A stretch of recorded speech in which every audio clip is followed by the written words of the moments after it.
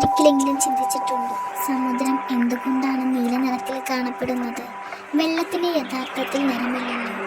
എന്നാൽ കോടിക്കണക്കിന് ലിറ്റർ വെള്ളം ചേർന്ന സമുദ്രം എങ്ങനെ നീലയാകുന്നു? ഇന്ന് അതിൻ്റെ രഹസ്യമറിയാം. സൂര്യപ്രകാശം വെളുത്തതായി തോന്നുമെങ്കിലും അതിൽ വയലറ്റ്, ഇൻഡിഗോ, നീല, പച്ച, മഞ്ഞ, ഓറഞ്ച്, ചുവപ്പ് എന്നിങ്ങനെ 7 നിറങ്ങൾ അടങ്ങിയിരിക്കുന്നു.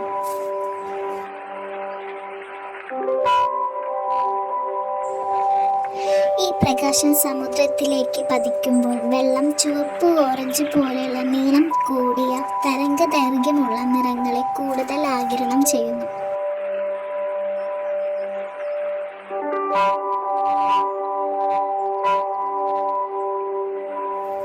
എന്നാൽ നീല നിറം വെള്ളത്തിൽ കുറച്ചു മാത്രമേ ആഗിരണം ചെയ്യപ്പെടൂ.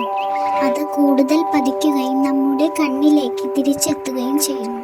അതുകൊണ്ടാണ് സമുദ്രം നീല നിറത്തിൽ കാണപ്പെടുന്നത്. എന്നാൽ എല്ലാ കടലും ഒരേ നിറമില്ല. ആഴം കുറഞ്ഞ കടൽ ചിലപ്പോൾ പച്ചയായി കാണാം. വെള്ളമണലുള്ള സ്ഥലങ്ങളിൽ ഇളം നീല അല്ലെങ്കിൽ ടർക്കോയിസ് നിറവും കാണാം. മേഘവൃത്തമായ ദിവസങ്ങളിൽ കടൽ ചാരനിറമായും തോന്നാം. അതിനാൽ സമുദ്രത്തിന്റെ നിറം സൂര്യപ്രകാശം, വെള്ളത്തിന്റെ ആഴം, അടിത്തട്ട്, ആൽഗകളുടെ സാന്നിധ്യം എന്നിവയെ ആശ്രയിച്ച് മാറും. അപ്പോൾ സമുദ്രം നീലയാകുന്നത് ആകാശത്തിന്റെ പ്രതിഫലനം കൊണ്ട് മാത്രമല്ല. പ്രധാന കാരണം സൂര്യപ്രകാശവും വെള്ളത്തിന്റെ സ്വഭാവവുമാണ്.